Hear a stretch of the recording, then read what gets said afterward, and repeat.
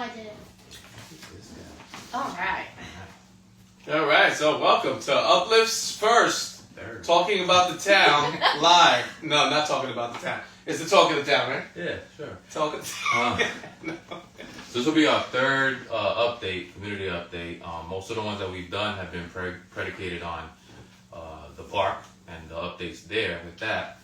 But this will be the first that we do in a series of monthly Updates. Updates, monthly yeah. updates that we do.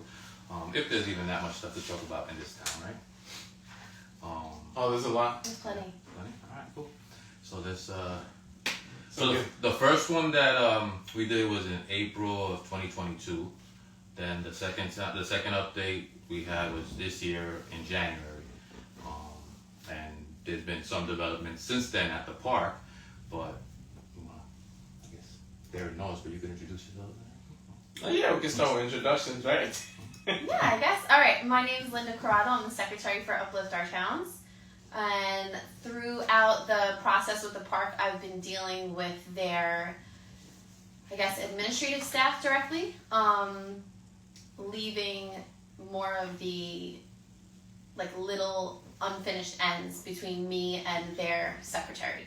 So we had a lot of progress on that, and their office staff, the town of Iceland, has been much more forthcoming than the, I guess, elected officials, we could say. So we thank them for that.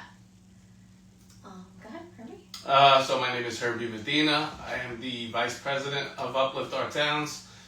And just want to say thank you to all our supporters. Everybody that ever supported us in any way, shared our content, just participated at the events, volunteered, donated.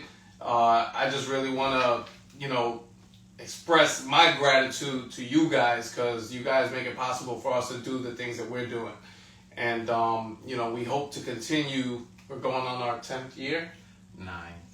Oh, yeah. 10? We're going on year 10. We're going to be celebrating 10 years. Yeah. So, that's a huge milestone. So we just really, really want to thank each and every one of you guys for your continued support. My name is Miguel Turell, the president of Uplift Our Towns, and to piggyback off what Herbie just said, 10 years, almost going on 10 years now. When we first started this, we got a lot of comments we don't really have to listen to them because they're not going to be around for too much longer. And what we discovered throughout the process was that there was a lot of groups that come up and then would last, I guess, around 4 or 5 years and then disappear within the community. And one of the things we said from the beginning was we're not going to go anywhere. We're here. So whether or not they wanted to deal with us or they took us serious, we're next August it'll be 10 years, and hopefully we can make it to there. I don't know. So take that! We're here. We're not going nowhere. Yeah. So yeah, just jump right into it. See what we like. Yeah, and it's so funny, right? That we started this. Well, we started as an organization from fighting for the same park that we are here updating you guys on here today. So there's been a lot of, a lot of add-ons to the park. Well, first big thing is that the park is open again, right? That was huge. And then now all the additions that they made to the park, but not really in a timely manner. So that's really what we're gonna get into, and just being able to work with the Attorney General, sometimes the town. It gets frustrating because things don't really move in the timely fashion that we would like it to move in. But it nonetheless to say, I do feel good when I go to the park and I see kids playing and families there and people actually using the park. It makes me feel good knowing that we put up a fight and now it's being used. Those gates are open. Yeah, I was there the other day, and every time I go there, the skate park is always crowded. Yeah. I know there's a lot of people from out of town, but there's a lot of kids from this town that use it as well. So it's nice to see, man. I can't wait till the bathroom goes up because it's necessary. Sometimes you don't want to go home to use the bathroom, and you can't really use the ones on the pool. They're not really open in the winter But yeah, right now they had two other projects that were already completed. I know a lot of times when we talk about the park, sometimes people come up and they don't even know that the skate park is there, or that they got a new pool there, or a splash park. So people just don't go to the areas or to the park to see for themselves. Either they're older, or they just don't utilize it, or they probably think it's still closed. But definitely the basketball court is already rebuilt, the new one, and it's open. And the second thing is the canopy that they put, which they never had there before, I believe. And that one has 8 picnic tables underneath. So I want to keep this positive, but I also, sometimes, I don't know. For me, I feel like we gotta, when we come on here, we should really speak our mind, even though we try to hold back and keep it professional, but at the same time, we represent an organization, but also we have our personal beliefs that we will be expressing on this podcast during our monthly, whatever we have it, right? And also to the people that we deal with, and when we're at that table, we're talking to the AG's office, we can't be afraid to, tell them that's what we're there for. At the end of the day, we're here to engage the community for what they wanted to put in the park, but we're also here to have a voice. A lot of people talk to us and tell us what they want. So when we're sitting with them, we kind of have to express reality, what it was. For example, we were supposed to do press conferences Wednesday, but in lieu of things that are out of our control, that was canceled, right? But we had an internal discussion after I had already agreed with them that the press conference was going to be at 3:30, and a lot of Herbie, everybody's still at work at that time, so who's going to really be there? And then in the process of reaching out to the different organizations that were involved and the different individuals and residents that always are concerned and everything and want them to be there, it was kind of the same thing, that they weren't going to be able to make it. So I'm actually happy that the press conference was canceled, because it gives us a chance to regroup, and the next time that it comes around, we'll be able to tell them, let's do it on a Saturday when there's more people are available, or let's do it at 6 p.m. when there's more people available, right? So that was a bad look on me. Even me, I had to take the day off of work for that day.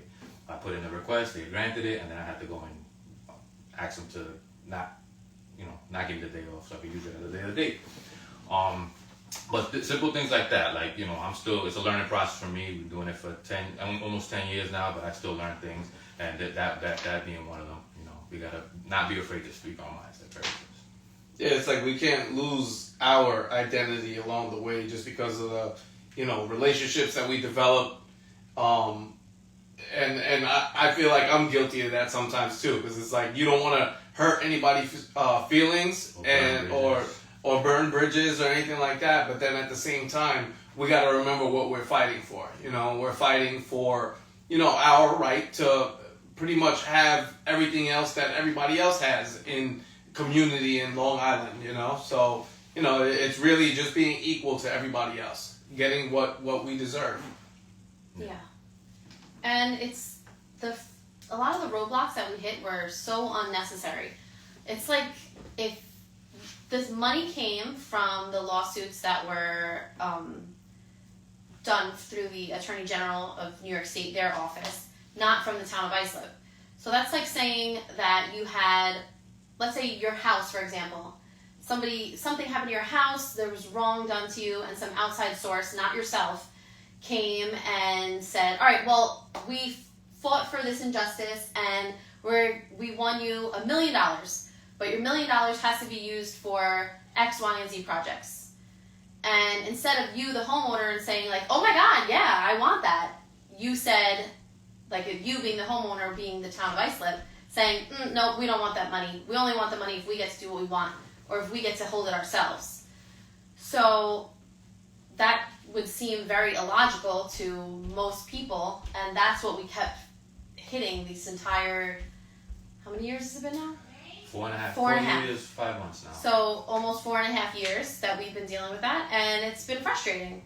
But finally projects are underway, even if they aren't exactly what the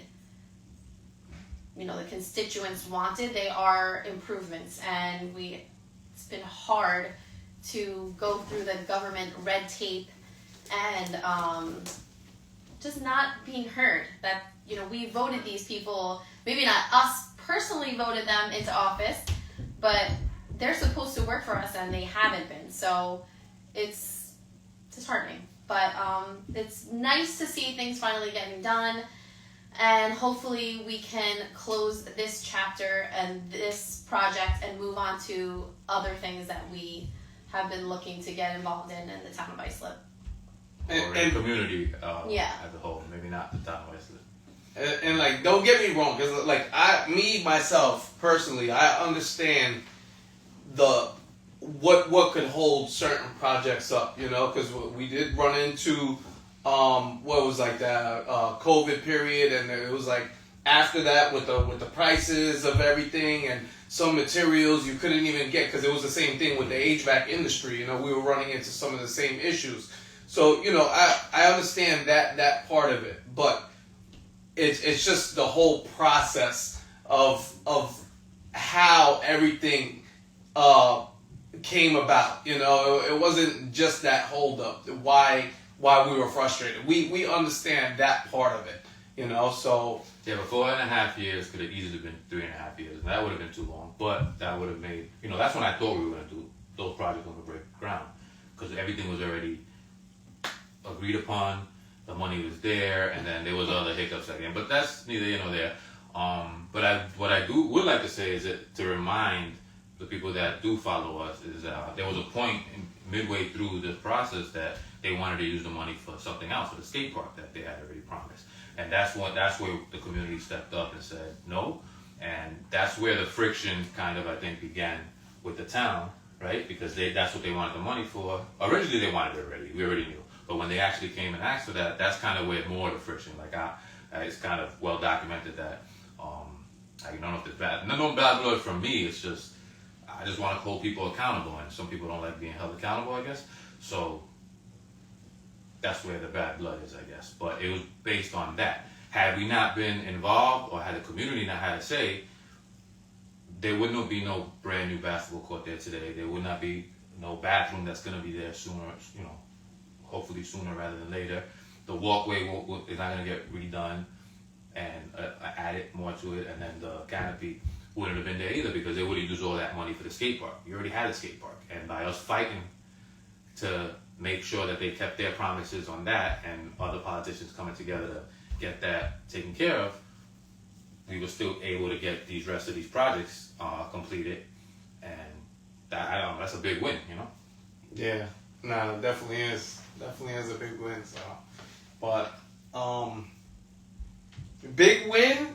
I don't know if we want to go here, because I'm just thinking about you know, because you mentioned like the dumping, right, of Roberto Clemente Park or Timberline Park. For me, I don't know if we want to touch this on the first one, but when they hire what's the dude's name, Brett Robinson.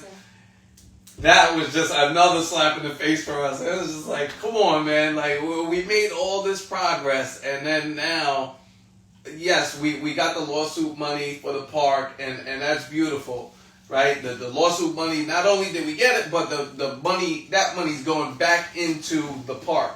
And then along the line, it's like, 2 steps forward, 3 steps back. Yeah. I don't know where we're going to go there today, but I will say that a lot of times I feel like I'm alone in a lot of these fights, because, you know, I'm out here if I take a day off to go to the town hall meetings or what have you, or it's usually me kind of like as the president talking for us, and a lot of times I kind of feel like I'm out here alone, but I'm glad that you said that and not me, because if I say it, then I'm doing something. No, man, I'm telling you, it's frustrating, but that's like some of the things that the people that like every day, that they're too busy to keep up with the politics and everything else that's going on in the neighborhood.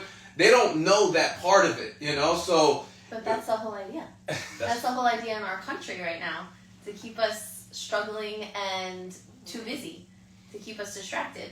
Exactly. So it's no different locally. I thought you meant that was the whole idea of this show or podcast or monthly updates, so that we can let them know what's going on, so that they know. Well, yes, yeah, it is basically. You know, because we're really we got like our boots on the ground, so to say, right?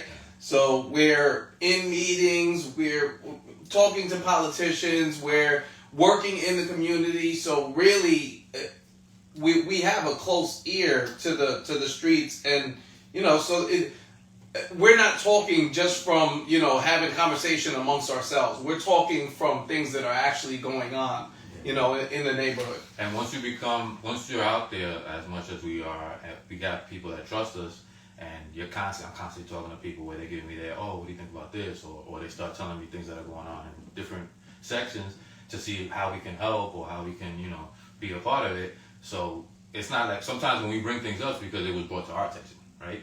So it's not always just like, this person's always starting problems, or because we're talking on behalf of other people that have come to us with these grievances or whatever. Did you guys see that email this morning that they wanted us to start an uplift in what was it, Rwanda or? I read Ghana or that. I read the word Rwanda and I deleted it. Okay. I don't know. Is that what that was? No. Yeah. Because we get so much fan mail and all the emails are linked, so I have like 6 different emails there. So every time I see nonsense, I'm like, I'm not gonna. Did I inherit money from my uncle? I said I'm off today. I didn't check any emails. Yeah, that's crazy. That's what that was. See, we can cover worldwide, baby. Oh my God. All you have to do is take out some money and link your bank account, and we would be good. Yeah. Yeah. So, you want to just touch on maybe a little bit of you personally, like why you got into doing community work? Maybe just to a little bit get to know our Mr. Presidente, Miguel Turell. Why did I get involved? Different reasons, but one of the main, I always wanted to get involved. Being that I'm from Brentwood, I lived in Central Islip for like 25 to like 10 or 12 years, and to me, Brentwood and Central Islip are kind of like the same. We have our differences, but most of the issues are the same. And the people, like, I love the people there, here. But my main thing was I had my children are going to school here, so I said, while I'm here, I work in New York, I'm going to be here, let me try to make it better for them, but their peers and the kids coming up too, because when I was going to play basketball or something when I was younger, we really didn't have a gym to play at. We couldn't use the school districts. We couldn't really use the rec. There was times that we did use the rec and they had chaperones, but then we would fight and some of the kids would ruin it for the rest of us. And then they would close down because nobody wants to chaperone that, right? So it's kind of like I didn't have somewhere to go play ball during the winter time, and I would go play basketball in other communities where we would use the school from friends that I knew. My cousin had friends, like sons or younger brothers that they had, so I would go play and I'd be like, how come they could use it in Shirley and Mastic and Center Reach, but I can't use it in this community? And the only thing that I saw that was different at the time was, that we were lower, like, the income and the people that were living here, I guess. But, so that kind of pushed me kind of to be like, all right, we need to do something in that sense. And when you came, when I met you because of the park and the change.org petition, I already had been wanting to start and work in community, but I always thought that I needed to make money first and donate. Like I thought that was the only way for me to get back. And then when we started working to fight for the park, I quickly realized that time is more important than money, because you can use other people's money. We got people donating and everything that none of us work. In the very beginning, we used to, fund the things. Like there was 11 or 12 of us. Remember? Did you just say none of us work? No, on this. We don't get paid for this. None of us work for Wait, Uplift. hold on, wait. I got a job. How many jobs are there between the three of us? Yeah, right? I only have one job. I don't know what you're talking about. Yeah, all right. Yeah, continue. So, none of us get paid for this. Like none of us. It's not a job for us. This is something that we do on our own time. And in the very beginning, like when we the first place that we dealt with was the library, and we each chipped in with $50, and we got a new updated system and games, and we would do things like that where we were using our money, but it wasn't like thousands of dollars, like $50 here, $25 there, whatever we could do, contribute. And then as we started gaining trust and going out like through the pandemic to get food for families in need, people started sending us gift cards, which was perfect because we could do the same thing with that we do with money, is get groceries and drop it off at people that couldn't go out for themselves for whatever reason. So time definitely is just more important, I guess, than money sometimes, and that's why I try to like preach that so that other people can get involved as well. Because they don't really need. Did you have like was anybody in your family involved in community? No, not really. But my sister was in the military, so that's not really. Yeah, that's a service. Also, growing up, we weren't the richest people. We were, my mom worked and supported most of us with my grandmother too, and my father, he had odd jobs here and there, but it was never consistent, right? So she would have to take care of us. So in order to make ends meet, the church would help us out a lot. Yeah. So that kind of charity is something that I saw from an early age, and it's something that's always been within me. And my father has always been the type of person that gives his shirt, when he was alive, off his back to people and give people rides, and, Yeah. So all that, and my mother as well. So all that is what I grew up seeing, and when I got to an age where I can help out, not that I'm poor. I'm poor as hell. If you guys want to donate personally to me, you can, because I'm broke as hell. But I like to show my daughters the same thing, that I kind of, the opposite thing, right? But good questions. You have these already written down? No, I'm not going with this script. I don't even know why you gave me this paper. And you? What did you get involved in? No, don't try to jump cut me. You knew I was coming to you. It's not a script. Yeah. This is not a script. This is just a timeline of the events from the park. Gotta play me. Miguel walked in with a 3-page timeline of everything that we've done in the last 4 and a half years. 4.5 years. Yeah. No. That's good.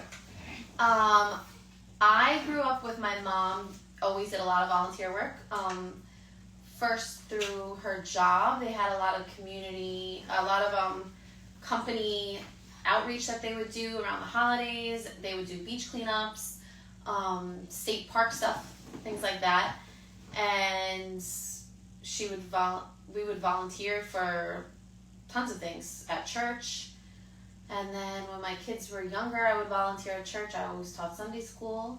And I don't know, I always wanted to help out. Not unnecessarily did I think that I was going to... I grew up in Central Islip, and I graduated from CI, and I'm still there. And I didn't think that was where I would raise my children, but it's been a blessing for them to grow up where I have, because I feel like they grow up in a strong, diverse community with a lot of good people. They went to private school for a while, and it was so... Sometimes it was hard to see them around other families where there was so much materialism was the focus of things, and not so much the... Even though it was, Catholic schools that they were attending, it wasn't about their faith or being a good Christian and kind of doing unto others and helping other people. So that was upsetting, and now I feel that they've gone through the public school system in Central Islip, and I also work there for these public schools, that you see so much good and so many people who want to make the community better and help each other out. It's so refreshing all the time. It never stops. It never stops. There's a student who, they had a house fire. There's tons of people pouring in love to their family. There's, I don't know, any little thing you can think of. The community is always surrounding each other and helping out. And during COVID, I had already known Miguel, and I knew Uplift, and when my kids were part of Central Islip Little League, we participated in the Clean Streets in May a few times. And then during COVID, I felt so lucky that I was healthy and able, even though I'm a single parent and I had 3 younger kids at the time. None of them were even in high school yet. I was capable of working and providing for them and making sure that they got everything done with school, and there was always food on the table. But there were so many students that I would hear of while working that didn't have that luxury, or all the adults in their home were sick with COVID or something. And I remember asking Miguel, how can I get food to these students? Can Uplift help? And my family will buy the groceries. Like, how can we make this happen? How can I help more families? So we started with, my parents would go buy non-perishable food, or I would collect gift cards from people at work, and that's how I got involved with Uplift. And it grew into the Halloween baskets we did for COVID, the Christmas, Uplift Christmas, and just kind of spiraled from there. I always think about the time when I walked in your living room and you had my whole entire house would be given out to wrapping gifts presents and food and food. everywhere. You had I felt so bad. I was like, But oh it was my god. so good because now I'll see students at work that will remember us being dressed as elves and coming delivering Christmas presents to them, because that year their family didn't have the means for any type of Christmas, or they remember us bringing food to them on Thanksgiving, and even though they're fine now, they don't need anything, we were that little bit of light in that dark time, and that just rejuvenates you. Even when I'm like, I don't want to deal with the friggin' town anymore, like I'm tired of this park, I just want it to be done and over with, I want to move on to the next thing. And then some people will be like, oh, I remember you, and then you think, oh yeah, okay. Oh, I can't stop now. I have to keep going. It was me bugging you to get involved in this organization. No? No. And I bugged you for like a year or two before? I mean, maybe a little bit. Like, need help. So this is the first organization that you've ever been a part of. Yes. Yeah. Mm-hmm. That's great. Yeah. Well, for me, I never even thought about getting involved in community work or anything like that, just because of how I grew up. I grew up a lot different. I grew up like in the streets and getting into trouble and getting locked up, and my life then was completely different than my life today. And what Uplift did for me and was just show me that there's good people in Brentwood. Like, I was always looking over my shoulder and thinking somebody was out to get me, and it was always, I had to stay alert at all times, So when I made, the sign to put up, we want our park back, and I got the response from the community, I've never felt that feeling before of the support that I got. And when I say I've never felt that from my family, from my friends, not that kind of support. That was like genuine love that just, it was just like, and it really did snowball. I didn't expect for it to be what it turned out to be 10 years in the making. And I always give credit to everybody else. It was never me. It was my kids at first, right? My kids sparked the question, like, all right, what's going on with the park? And I just remember all the memories that I had in the park as a kid, and I know that I had memories with my kids going sledding and going to the park, and now I didn't have any answers, and I felt bad. So now me as a parent not having any answers, I was like, you know what? Like, let's just find this. Let's try to see if we could, get an answer. And once I put that post out, man, I'm telling you, it was life changing, and it changed. I started like just meeting different people that I was able to learn like good things from. It was complete. I'm telling you, you guys don't know what you guys do for me. So it really kept me going, and I feel like it kept me down the right path also, and not turning back, because now I have all these eyes focus on what I'm doing. Like I'm in the public eye now.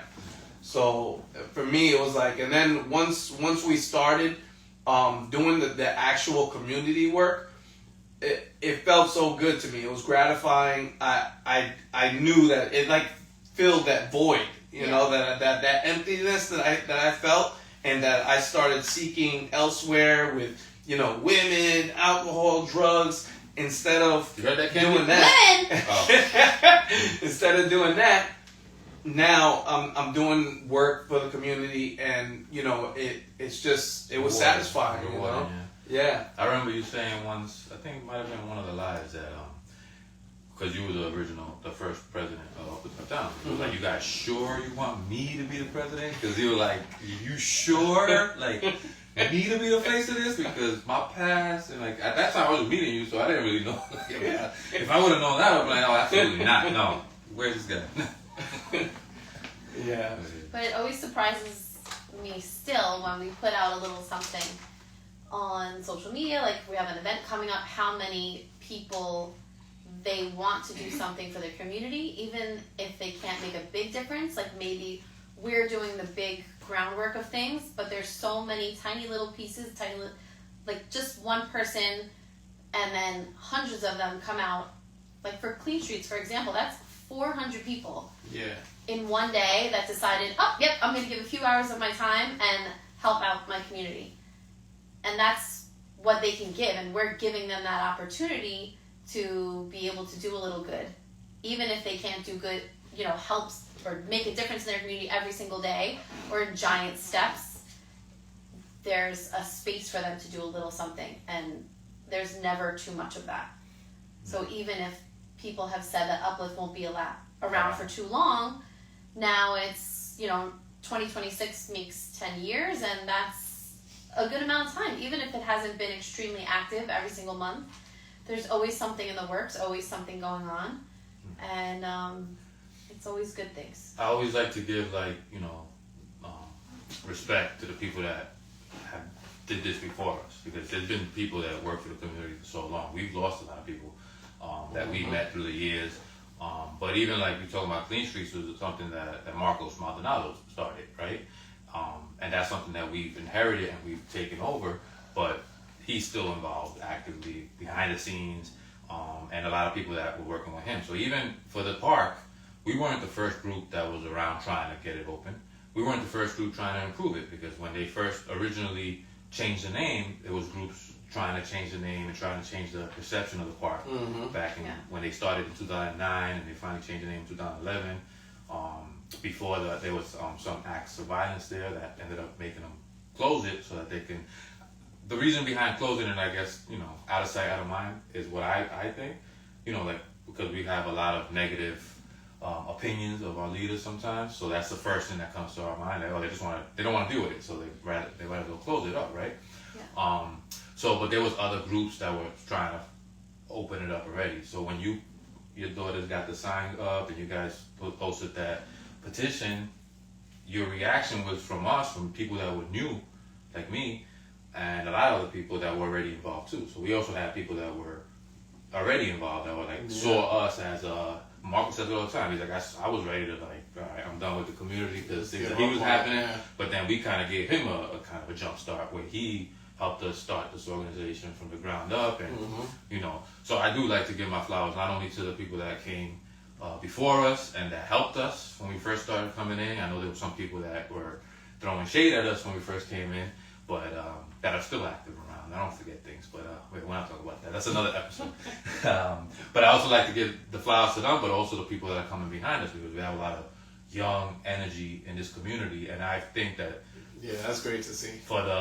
In my lifetime, I've been here my whole life, right?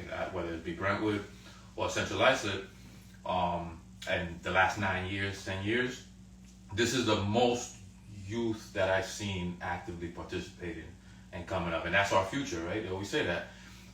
We were supposed to be the future, we failed, so that's all I know, right? But like Ahmad Perez and Joshua Chang and Andres Rodriguez and all these kids that are doing their thing in different aspects and avenues. We can't always get on the same page to do things together, but we try, right? And as long as they're active, we kind of did our job, because they tell me sometimes that we were their inspiration too. So that, you know, true. And they're our inspiration also. Us, to keep going and keep pushing. So, yeah. So. All right. So should we get on with the updates then? I mean, I want to continue talking about this park a little bit, because we didn't discuss the fact that for me, when we agreed on what was going to be on the basketball court, it was supposed to be identical to the one at 401 Town. In July here that you wrote in your script that you gave us. That's not a July.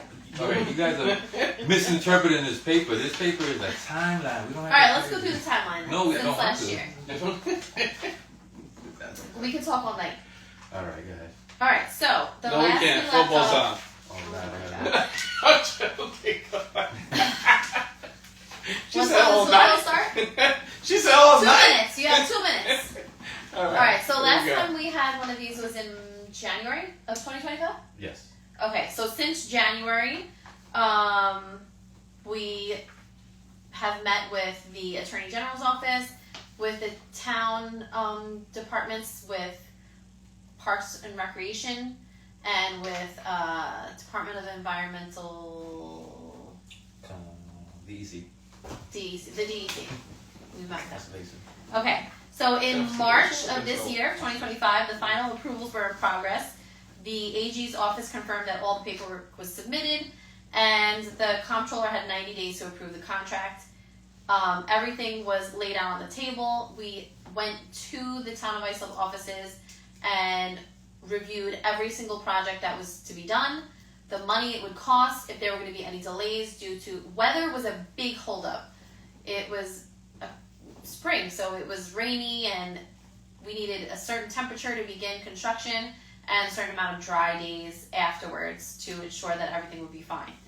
The So- weather had to be a certain temperature overnight. Yeah, so that concrete would settle and paint wouldn't crack and stuff like that. So by the end of May, 2 of the 4 projects, the basketball courts and the canopy area, were they had broken ground on those.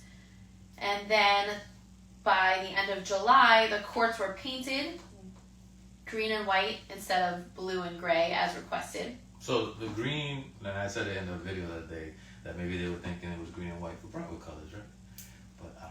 But I don't know. For me, the park, when I take the train to work sometimes, so when I'm coming back, when I pass Wyandash and you see them, the blue and red, it just, and they're nice. Yeah. And they've been like that for years, and this one already has scuffs on it. So I'm like, what's the difference here? Like, why do we have to? I don't know. It was said, it was stated clearly.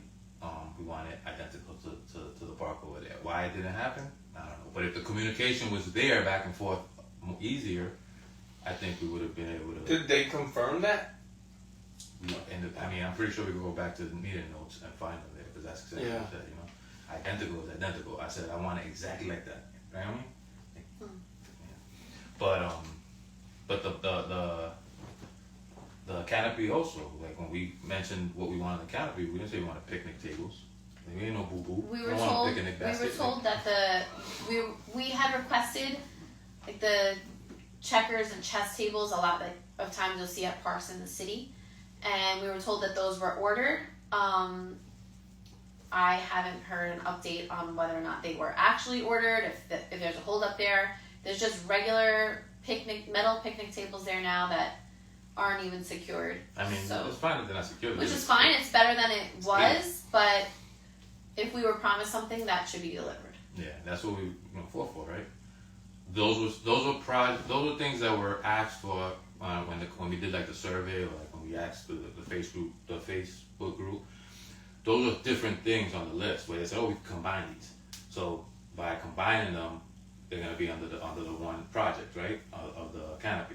So it's gonna be like, "Oh, can we get chess tables or checkers tables, or domino tables?" We're like, "Yeah, we're gonna add that in." But what I do want to know, to keep this a little bit more on the positive side, is that they do have a new fence up. I don't know when they did it. Probably been like a year already now that they had it up. Where? The whole fence around the whole All thing. around, black. okay. Because I remember growing up, it was always rusty or whatever. It's nice, it's black, like painted nicely, but it's brand new. It's not like they just painted it. And I know when there was something that happened there a couple months ago, where there was police activity. So I don't know, I forgot what it was. Something happened there, and I was like, I wonder if they ever put the cameras up. And I went to check, and I spoke to one of the police officers that is a liaison, and he was like, yeah, we have the footage already, and it's helped us, and they have brand new cameras there. So a lot of the things that they did tell us they were going to do, they are doing. It's just they don't really announce it like that. which is another thing that's kind of a headache. Which is that honestly is Jorge Garjon's job, right, to get that information out. Yes. But yeah, I could talk about that because if I say anything, they're gonna think I'm running for office. You got enough jobs and responsibilities. So still remaining is a new walkway that would go around part of the perimeter of the park. There's already kind of a trail going through there. Some of it is paved, the rest of it is not. We walked through that area with someone from the town office and also from the Attorney General's office to map out. What about it? He asked, are you guys talking about Roberto? Yes, we're talking about Roberto Clemente Park, yes. Oh, thank you. So there was a walkway that was going to go around the basketball courts, and it was all mapped out, and that's not done yet. That just needs the concrete laid out. So I don't know what the holdup is there. We're going to have to follow up on that. Sorry, real quick before you jump onto something else. We have to find out if because originally they were just going to add on to what's already existing there. Yeah. But the one that's existing there is kind of beat up. So No, they were going to they're going replace to it. replace it. Okay, Yeah. redo it. Oh, okay. Well, we got to make sure though, because we also thought, of course, it wouldn't be a certain color, you know.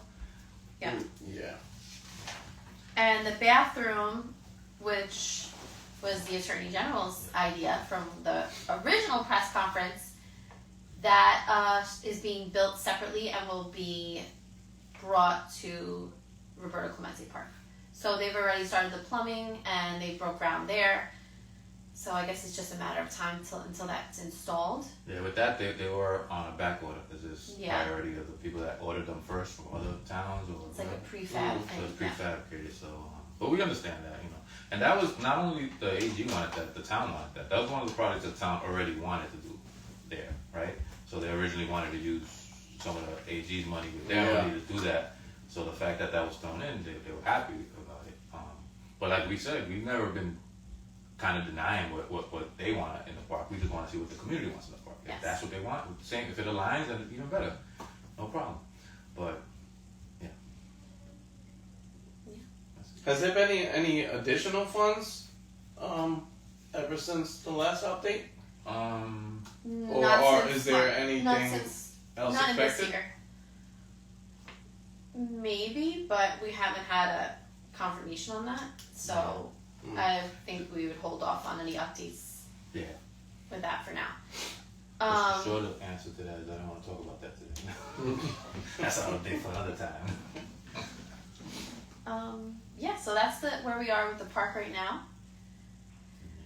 Hopefully the next time we come on we'll have an update on the walking path, even though I feel like it is getting a little too cold for any concrete jobs that they would do. But the tables, hopefully those are ordered. I know they have exercise equipment that's going to go. I know if you go to the Veterans Park in Islandia, the one with the really nice lit softball fields and the walking path there's exercise equipment around in different stations around that walking path, and that's also going to be installed. They already have that. It's ordered. It's delivered. They just haven't completed the walking path yet. Yeah, once they complete the walking path, they put them Yeah, on. those will be installed, so those are really nice. And I think at this point, it's probably going to, like you said, get too cold. The other two projects, and additionally, they'll probably start next spring, right? Yeah, next spring, I think. Oh, no. Charge it? No, we're good. Yeah. No questions, right? No other questions? Executive producer? What was the latest response from the town when you spoke with them personally? About which project specifically? So the town, the last time we spoke to them, okay,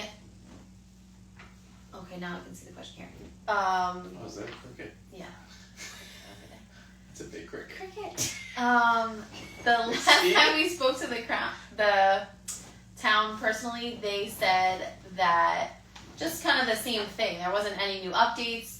They did say that, we'll let you know when this is going to be done, we'll let you know when that's going to be done, and there was never an update from them.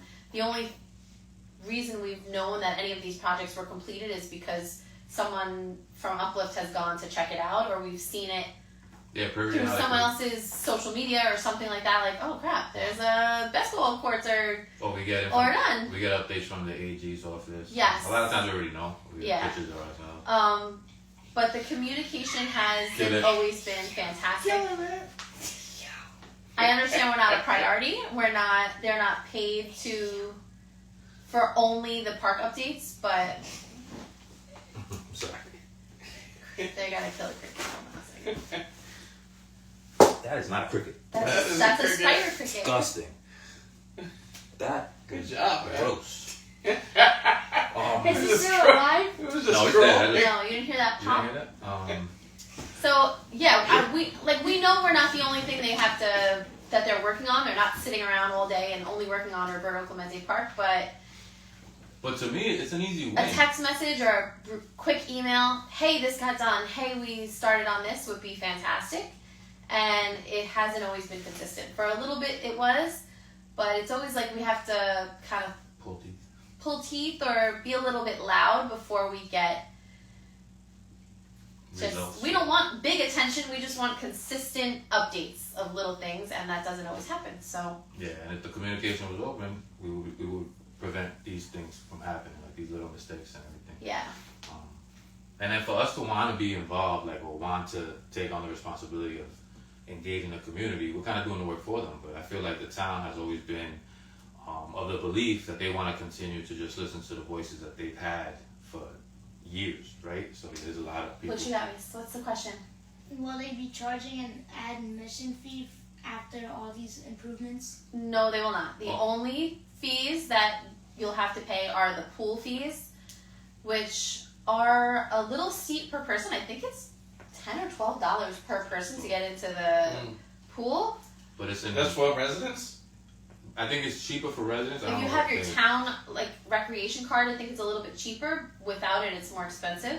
Or you could buy a pool pass for the whole year, and I think that's like $200 and something. Still a lot. So it's a lot. I don't know how many people the pool pass even includes. Yeah. But it is in par with the prices that they have at Bay Shore, which they have the identical splash bar and stuff like that in other areas. And I'm sure Byron Park, Byron Lake or Byron Park. Which brings me to something that I did want to mention. The fact that our esteemed supervisor for the town of Islip is quick to kind of throw it back in the community's face that, oh, we spend so much money in this park. And the number is constantly $11 million. We spent $11 million, $12 million, 12 at the time when she was saying it was $11 million. But what we have to remember here is that $6 million of that $11 million was used to repair, like clean, remediate the illegal dumping that shouldn't have happened in the first place. So you take out that $6 million, it's about 5 point something. You know, you're throwing that in our face. A lot of that money comes from Assemblyman Ramos that has bailed them out from time to time. The AG's office given to them. So it's not like they've had to use their budget or whatever solely on this, right? So for them to be throwing that number in our face constantly, I don't hear them throwing the $20 million that they spent on that Byron Lake Park that they did to redo the whole thing with pleasure, with updates on their social media every month. And when they did finish it, they had the groundbreaking when they started it, and they had their ribbon cutting when they opened it, and all that stuff. They do it with pride in other communities, more affluent areas, right? Yeah. So with us, the remediation of the park shouldn't have been thrown in the community's face, because as our elected officials, you should have been pissed off. You should have been fighting for the wrongdoing that occurred, and that's, our tax money at work here. We want every single town, every single hamlet within the town of Islip to have a beautiful park, and amenities are great, and clean streets, and all of that. But it needs to be equitable. And it's not. So that's a little sad, I guess. that's what we keep fighting. We're here. But it's a good thing that these updates are there. So we hope that you can go check out the park yourself and go play some basketball, or try not to break your neck at the skate park. Yeah. They are supposed to spend on a town facility, why do those numbers matter if they haven't been proactive? Yeah. Who's that? Who is it? Sean. Who asked that question? Yeah, who asked that? That sounds like Sean. Yeah, I mean, that's what preaching to the choir here. That's what we say, but yeah, squeaky wheel gets the oil. So we're gonna continue to be the squeaky wheel, and we're gonna try to keep getting more oil. That's all I'm saying. I mean, I think we knew what we were getting ourselves into when we first got asked to take on, pretty much talking to the community about this project, because that's the reason why we were so hesitant at first, right? Just because. And then the first update that we did was 11 months after we started working with the AG's office, and that was because we didn't know them, so we didn't trust them yet. But they proved to us in those 11 months, and since then, that they have been transparent, communicative, and they've held their end of their word. Whatever. Anytime we've had an issue, we go to them, and their quick response, the communication with them is amazing. So I give credit to not only the AG, but her staff, the people that work with that we've been working with, because it's been a pleasure. And this is the type of experience that we want to have with our own local officials, right? And if we could do it with people that are in charge of the whole state, why can't we just do it for our time? And we want nothing but the best for our community. I don't know if it should be evident by now that that's what we're trying to do. I know we've been asked time and time again what our hidden agenda is, but the community has been our hidden agenda, I guess. And we've always made that clear from the beginning, that, it would be great to just be able to work hand in hand with them, instead of like we're doing now, But it is almost like pulling teeth when the AG included us in the conversation, but then to kind of feel like we were being left out, So that was upsetting. It was just like, because like, okay, yeah, maybe we'll make some strides. Maybe this will be, the thing that we need to kind of like strengthen our relationship with the town. But it was just like naively. We went in there thinking, oh, maybe that'll help us because now we have the AG on our side. But they kind of ignored them too a little bit. But just that experience working with the AG's office has kind of like gave me more hope in that sense, because the people that are involved now are not always going to be there, right? So hopefully we can have a better relationship with the next people. If they don't want to work with us, maybe the next people will, because we're here, right? Well, it feels like they've been there forever. Yeah, well, they have. 2028. What has the town stated should be a next steps date, if any? They never give dates. They never give dates because they don't want to look bad if anything else happens, which it always does, right?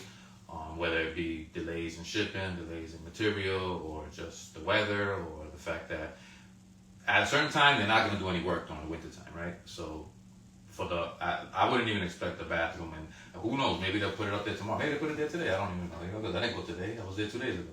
I mean, if the plumbing's all already it's not done, ready. It's not ready. It's not already done. And also, they did tell us clearly that there was like a couple up, 2, 3, or 4. There was other people that were ahead of them on the list of who's going to get their prefab bathroom first. So we didn't expect to have that anytime soon. So that's why we're not pushing that issue. We just want what we promised, the way we promised it. But that neither here or there. That painting's gonna last for like what, a year or 2, and then they gotta repaint it. So if we can push for them to do what they were supposed to do in 2 years, then we'll do that, right? So it's not like it's like minor little things. We just wanna. And it's never too late to add the Uplift Our Towns logo in the middle of it. Yeah. Why not? So yeah, that's been the reason why Miguel has so many gray hairs in his beard now, and I have no hair, and Anything else? and Linda. And let's get this perfectly straight. If I wanted your job, I would already have it. Oh, okay. How can we hold them to a follow-up date, even if they cannot do actual work? Mm-hmm. That's a good question, We've because been trying. We've been really annoying sometimes. yeah, I feel like sometimes it's too much. It's also going back to we're only volunteers, and there's only so much we can do, only so much of your personal time you can give, and some of us are willing to give more, some of us less, some of us are willing to give more of our personal time to different endeavors, and this has been a hard one. It's been exhausting. Yeah. So sometimes you can send a million text messages and emails over and over again, the same exact thing, and then you just feel like, all right, you need to give it a rest for a little while, and hopefully we'll hear back. And that's happened a lot throughout the 4.5 years, because there's been times where it's been like, we haven't heard anything and we're like, I'm not pushing it no more, I'm tired of this, you know. Yeah. So it's kind of like, you know, and then the AG office will send us an update and then we like kind of rejuvenate us and say, okay, let's go, let's push, or, you know, different things happen, or you hear different things and you're like, oh no, we got to step up now, because just, you know. But we got to keep the end goal in mind and not stress us that. Yeah, and also there's a light at the end of the tunnel here, right? Like the pool's already done, the splash park's already done. Not that it was part of this project, but the fact that these updates have already happened. So you gotta give credit where credit is due as well. Regardless of whatever, they have the brand new pool. They had the pool there before, but they redid it. And they put a new splash park which wasn't there before, and a skate park which wasn't there before. That was another fight from earlier. But that's finally there, and everything else. And one of the things that's not done yet is the playground area, which is something that they are planning on doing, having an ADA compliant play area there eventually. But I know they have, you know, I guess they can't do everything at once, so they have their issues or whatever. But that's not part of this project, so that's why. Not that we're not pushing for that, but we want everything to be complete. Once everything's complete, the park should be in pretty dope condition, right? Yeah. Yeah, but that wasn't part of this project. But that was a project that was already In the in their works. Yeah, as the fence was, as the cameras was. So that fence. So it's kind of weird that these projects are getting done before something that was already on their list. Yeah. Well, they have it planned, and I guess they have their schedule. Not to say that they put it needs first, but just that they probably have their schedule where they wanted to do it, or by a certain time, and they know what it is. They just don't share it, because then we're gonna have to keep them accountable to it, right? If it ever comes out, if they say it in a meeting, or they say it to a reporter, then now I've done it before. I've gone back and gotten the dates and like, you said on this date, so they know that. And not only me, but anybody. You know? Yeah. So that's probably why they don't give the updates like that in that regard. Yeah. So does that close the park updates? I think so. So even though that's been our stress, this work is rewarding. So don't get the wrong idea. And we're always looking for help. So if anybody would like to, you know, become a part of Uplift Our Towns, you know, we need the help, because the majority of the times we don't have a huge staff. The people that are answering these emails and going back and forth most of the time are Linda and Miguel taking care of it. So, you know, the more hands on deck that we have, the bigger our voice could be, the more that we are able to accomplish, you know, in our community. So the door is always open. You don't need experience. It's just, you need just a love for the community. That's it. And also, if you have an idea of something that you want to do in the community that you don't see, that you see there's a void for it, and you bring that to us and you join us, we can work on that project, you know, like if it's something that we agree on, you know, and it's something that we can do. We can help with that as well. Yeah, we got projects coming up. What do we got coming up? Not much, right? We're participating in some other other organizations' This Saturday, events. This Saturday is the Brentwood Public Library Touch a Truck event. 11 to 2. I want to say 11 to 2. Gotta be at 10, so yeah, I have to start at 11. It's posted on the, right? Yeah. We go share it again. But then the Saturday after is the CI Connects for Change Trunk or Treat in Central Islip at Reed Middle School, and that starts at 1 o'clock, and we'll have a trunk there. Yeah. And I think that's it for right now. We are very excited that the Central Islip Public Library is going through some renovations, so we hope once they're all finished, we will start up with our video game tournaments there again for the teens. And yeah. Well, hopefully CI could start looking as good as Brentwood does, you know. Oh yeah. But I don't know, you guys got a long way to go. I was in there. I was there yesterday. That's crazy. Or the day before. the day before, and they are emptying everything out, and it looked so sad. Oh But- man. Not too bad. It'll be good. It'll be good. I think that's it, man. Right for today. Yeah. Yeah. If we forgot, we'll write it in the comments. Thank you everyone for tuning in, and feel free to message us or email us at upliftourtowns@gmail.com if you have any questions, and we'll see you soon. Or if you're feeling generous, you can always donate to the Yeah. cause. That too. That too. Alrighty, And guys. that's it. Thank you Good very much. night.